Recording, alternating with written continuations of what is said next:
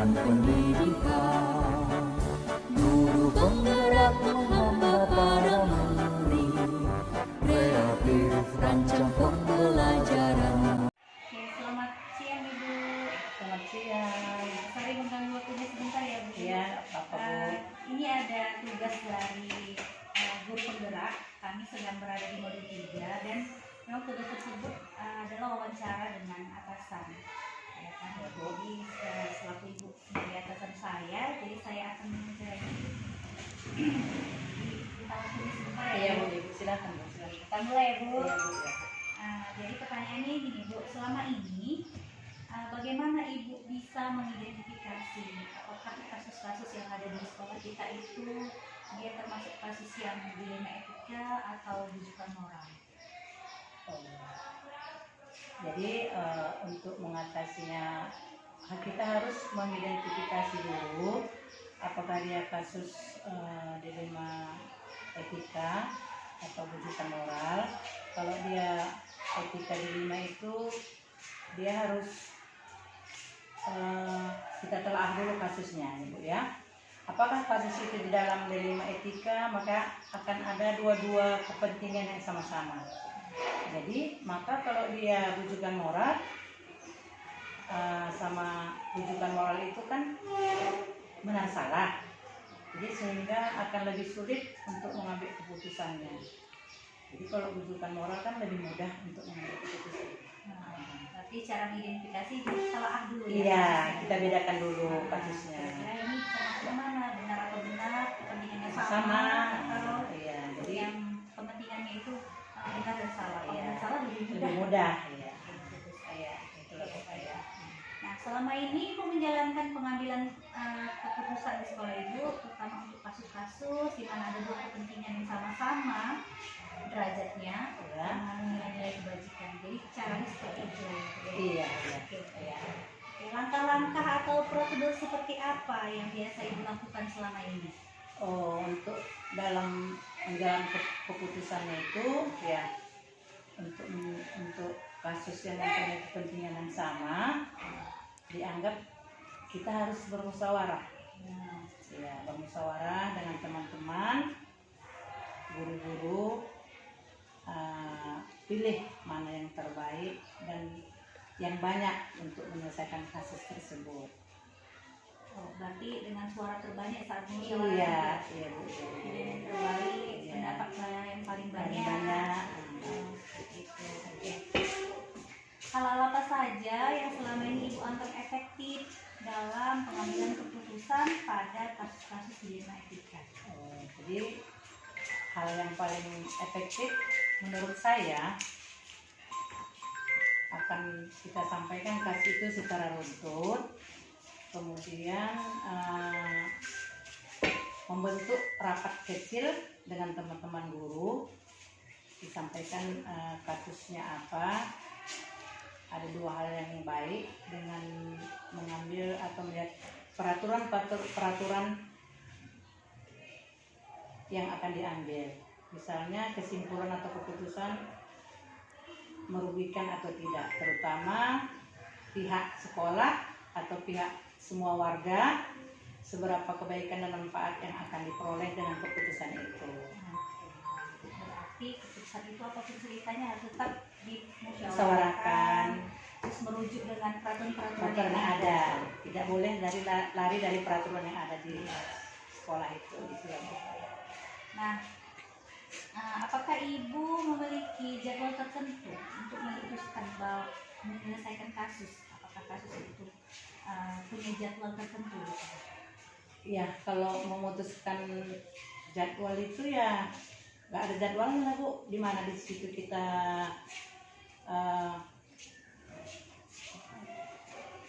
warga sekolah itu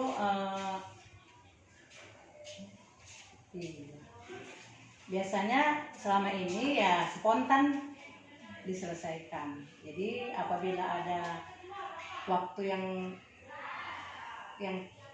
yang maksudnya terkecuali ada waktu yang saat itu tak bisa. Ya, jadi seharusnya kalau ada masalah seperti itu, dilema moral atau dilema etika atau rujukan moral itu ya kalau bisa kita selesaikan spontan saat itu juga, kecuali ada waktu yang tidak bisa kita tentukan. Jangan kita tunda-tunda gitu biar cepat selesai. Berarti nggak perlu jadwal lah ya. Iya, Di mana masalah datang sesegera mungkin Iya. diselesaikan. Iya. Ya kan, Bu?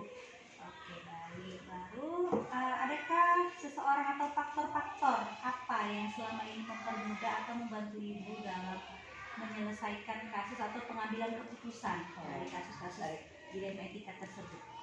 Ya, faktor yang memudahkannya tentunya teman-teman sejawat Ibu yang membantu, yang bisa solid, mudah dikumpulkan dan mudah dimintai pendapatnya dan cepat mendukung. Intinya adalah kolaborasi Iya, ya, kerjasama yang baik. Iya. Oke. Tapi kan di setiap sekolah itu kan semua itu mau kerjasama yang baik untuk menyelesaikan satu masalah, kan itu kan Bu. Dari semua hal yang telah disampaikan pada kesempatan ini, pembelajaran apa yang kira-kira bisa Ibu petik dari pengalaman untuk mengambil keputusan dalam kasus dilema etika? Ya, pelajaran yang dapat dipetik tentunya selaku manusia yang hidup, kita tidak terlepas dari masalah atau kasus, ya Bu ya. Maka segeralah kita selesaikan, jangan ditunda-tunda lagi atau kita tidak bisa menghindarinya. Selesaikanlah segera mungkin sehingga tidak berlarut-larut, kemudian putuskan yang terbaik, paling bermanfaat dan paling kecil risikonya. Kalau bisa jangan ada risikonya gitu Bu, untuk diri kita dan sama rekan-rekan di sekolah itu. Oke, intinya adalah kasus yang kita selesaikan, pengambilan keputusannya harus meminimalisir resiko. Iya. Ya, untuk kepentingan bersama. Sama gitu ya. ya. Iya. Oke. Terima kasih Ibu atas waktunya. Ibu Terima tadi kasih. adalah beberapa wawancara untuk pemirsa saya mohon maaf jika telah mengganggu. Iya, Bu. Terima kasih banyak ya Bu. Iya Bu. Saya akan Sama-sama. belajar Iya, dari Bu, pengalaman Ibu selaku pimpinan. Iya Bu. Iya. Terima kasih Bu. Terima kasih. Selamat siang. Selamat siang. Selamat pagi Pak. Pagi Bu Tina. Mau mengganggu waktunya sedikit ya Pak. Boleh. Ini saya ada tugas Ya. dalam tugas pendidikan guru penggerak Pak. Jadi di modul 3 ini kebetulan tugas saya itu mewawancarai kepala sekolah Oh, iya. yang di sekitar tempat saya bekerja ya. Iya. Sekarang ini sekolah bapak yang saya pilih. Iya. Jadi bisa langsung deh Pak ya. Bisa, Saya siapa? sebutkan pertanyaan. Jadi gini Pak, selama ini ketika Bapak ingin menyelesaikan sebuah kasus gitu ya, Iya. bagaimana Bapak dapat mengidentifikasi kasus-kasus itu, apakah dia kasus yang berupa dilema etika ataukah dia kasus yang berupa rujukan moral? Oh gitu. Yang dia berbentuk dilema etika sama rujukan moral ya. Ya sebenarnya kita identifikasi juga lah masalahnya.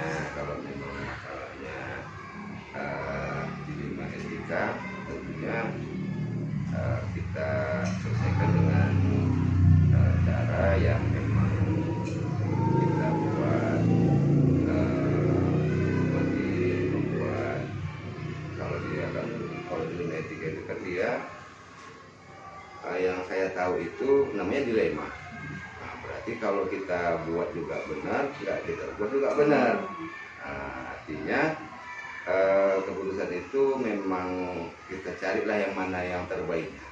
Nah, kalau memang menurut saya dan setelah saya musyawarahkan, kalau memang itu masalahnya masalah sekolah dan memang diperlukan seluruh sivitas sekolah untuk diajak musyawarah, itu saya ajak musyawarah.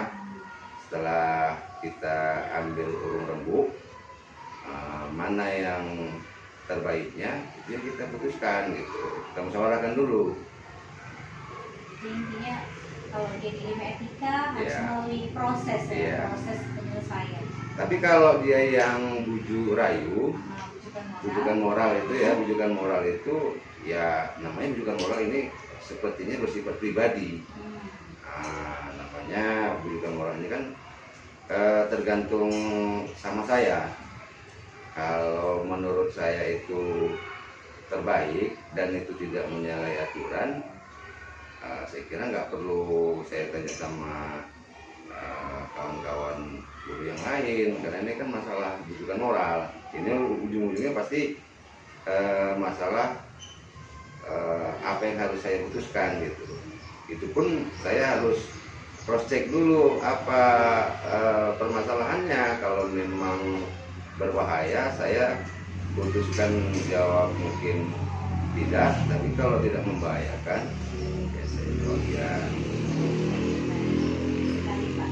Oke, lalu bagaimana Bapak menjalankan pengambilan keputusan kalau itu masalahnya ada di sekolah?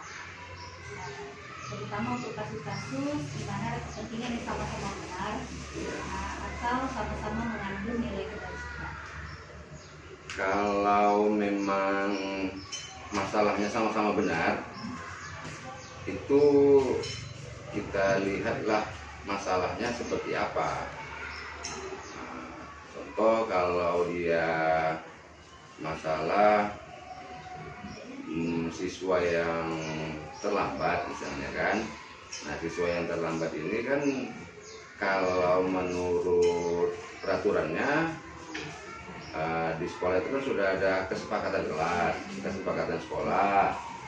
Kalau siswa yang terlambat itu sudah berapa kali dia terlambat kan, itu kita identifikasi juga masalahnya. Kalau dia hanya baru sekali terlambat, ya kalau di kesepakatan sekolah atau kesepakatan kelas itu baru sekali mungkin masih diperingati kan begitu kan. Kalau dia sudah 3 kali atau berapa kali berturut-turut terlambat, maka ini kan kalau menurut peraturannya, prinsip pengambilan keputusannya itu kan harus dia dapat sanksi kalau sudah 3 kali berturut-turut, dan itu memang ada di kesepakatan kelas ataupun di peraturan sekolah. Nah, maka dia kan kita beri sanksi. Itu pun tergantung kita nanti, kepala sekolah dan wali muridnya atau wali kelasnya, apakah dia nanti menurut peraturan yang dijalankannya atau berdasarkan hasil rasa kasihan atau rasa peduli. Kalau mungkin nanti misalnya dia setelah diidentifikasi apa masalah kenapa dia terlambat, di situ kan nanti dia juga punya alasan, dia terlambat juga punya alasan kan, itu alasan dia apa. Kalau memang masalahnya dia memang disengajanya nggak tanpa alasan, ya mungkin guru ataupun sekolah, kepala sekolah juga bisa memberikan sanksi berdasarkan peraturan. Karena nanti kalau nggak kita buat sanksi seperti itu, nanti kepada siswa yang lain. Nah, akhirnya siswa yang lain dia terlambat apa kan gitu kan? Jadi contoh yang dulu Iya. teman-temannya yang lain. Ya, seperti itulah kira-kira. Lalu langkah-langkah atau prosedur seperti apa yang biasa Bapak lakukan selama ini? Kalau langkah-langkahnya, prosedurnya itu tadi, kalau memang dalam mengambil suatu keputusan, kita kan langkah-langkahnya ada yang kita lalui. Kalau dia setelah ada masalah dulu, baru kita identifikasi. Kalau memang bisa kita selesaikan dengan secara kekeluargaan, kebersamaan, rasa peduli, ya kita selesaikan secara seperti itu. Kalau memang tidak bisa diselesaikan dengan cara yang disebutkan tadi, mungkin kita harus berdasarkan peraturan atau undang-undang yang ada di sekolah gitu. Lalu kira-kira apa Pak yang menjadi tantangan selama ini dalam pengambilan keputusan pada kasus-kasus ini? Tantangannya ya pasti ada. Ya terkadang ketika contoh waktu kelas 6 lah ya, kalau kelas 6 itu mau selesai pembelajaran dan penetapan kelulusan. Nah, di sini kita punya permasalahan dan kendala. Kadang-kadang kan tidak semua kemampuan murid itu sama. ada yang di bawah rata-rata, dan ada kepentingan di sini. Nah, kadang-kadang orang tuanya yang dia merasa sadar dengan kemampuan anaknya, dia mau anaknya nilainya bagus, nilai rapotnya bagus, ijazahnya bagus nantinya. Akhirnya mereka itu ya berusaha untuk bagaimana yang terbaik untuk anaknya, kan gitu. Paling tidak mereka menjumpai gurunya dan kepala sekolah. Akhirnya kepala sekolah juga akan mengalami kendala.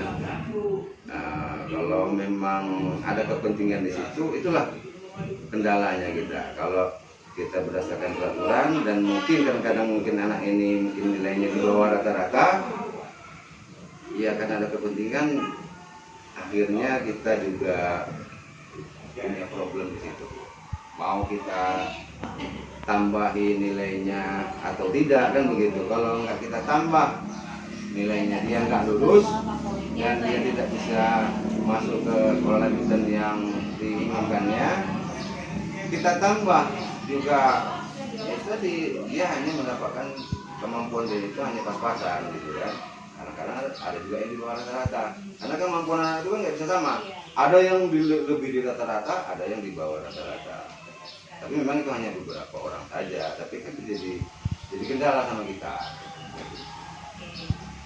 Lalu, apakah Bapak sudah memiliki jadwal tertentu dalam sebuah penyelesaian kasus di etika? Apakah langsung menyelesaikannya di tempat atau memiliki sebuah jadwal untuk menyelesaikannya? Bentuk atau prosedur seperti apa yang dijalankan?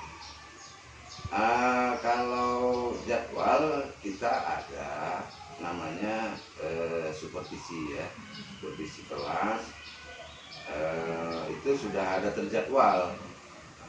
Kita jadwalkan untuk kelas 1 sampai kelas 6 itu saya jadwalkan supervisi itu kelas 1 kapan sampai kelas 6 kapan, itu masalah pembelajaran. Namun kalau yang namanya kasus-kasus yang lain yang insidental itu kita nggak punya jadwal. Namanya kalau bisa nggak ada masalah kan, kalau bisa nggak ada kasus. Kalau kita buat jadwal berarti kita minta punya masalah, kan seperti itu. Tapi gitu pun kalau ketika ada kasus-kasus insidental itu, ya tentunya kita identifikasi dulu, nggak langsung kita selesaikan. Kita lihat dulu masalahnya apa. Kalau memang harus cepat diselesaikan, ya secepatnya kita selesaikan. Dan kalau memang perlu kita musyawarahkan dulu dengan yang lainnya, kita musyawarahkan dulu. Baiklah. Berarti intinya kasus itu harus dianalisis dulu ya. Iya. Baru kita bisa selesaikan masalahnya. Lalu adakah seseorang atau faktor-faktor yang selama ini mempermudah atau membantu Bapak dalam pengambilan keputusan pada kasus-kasus di ranah etika? Ada. Untuk guru juga saya angkat satu orang untuk mewakili saya sebagai, kadang-kadang kan saya nggak terus-terusan di tempat, karena saya ada tugas keluar, jadi ada satu orang guru yang saya percaya atau saya wakilkan ketika nanti ada masalah itu beliaulah yang menampung aspirasi dulu dan mengidentifikasi permasalahan dulu. Nanti ketika saya jumpa dengan saya, beliau itu akan sampaikan kepada saya dan kita rembukan bagaimana penyelesaian masalahnya. Dan juga ada juga saya percayakan juga dengan komite sekolah. Komite sekolah juga saya berdayakan ketika mungkin ada nanti permohonan dari pembangunan di sekolah ini, tentunya kan kita kerjasama dengan komite. Ketika ada permasalahan juga kita kerjasama dengan komite sekolah. Jadi orang-orang yang membantu dia termasuk orang-orang yang dari sekolah dan pihak-pihak yang terkait dengan sekolah tapi di luar sekolah. Iya. Yang terakhir ini Pak, dari semua hal yang telah disampaikan, pembelajaran apa yang Bapak petik dari pengalaman Bapak selama mengambil keputusan di kasus di dunia etika? Ya banyaklah sebenarnya pembelajaran yang saya ambil, karena kan seperti pepatah mengatakan pengalaman juga guru yang paling baik, kan gitu kan. Jadi kalau sudah berlangsung ada permasalahan dan alhamdulillah sedikit demi sedikit kita bisa menyelesaikannya dengan membuat keputusan yang menyangkut kebajikan orang banyak, ya tentunya pengalaman itulah yang membuat saya itu bisa menyelesaikan permasalahan dengan baik. Apalagi Ibu TGP ini datang ke sekolah saya kan pasti berbagi pengalaman yang banyak bagi saya juga, bisa untuk menambah wawasan saya, karena kita tidak lihat siapa yang memberikan informasi atau ilmu, tapi kita lihat apa yang bisa kita ambil dari apa yang disampaikan oleh orang tersebut.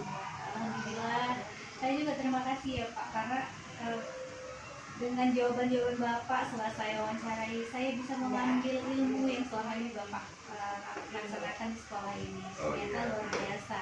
Dan itu sangat menginspirasi bagi saya. Jadi seperti ini ketika mau mengambil keputusan. Jadi saya terima kasih ya Pak. Oh, sama-sama Bu. Terima kasih atas waktunya, terima kasih atas jawaban-jawabannya yang telah membantu saya dalam menyelesaikan tugas ini. Amin. Terima kasih. Saya, Pak. Oh iya, sukses ya Bu. Ya, terima kasih Pak. Iya.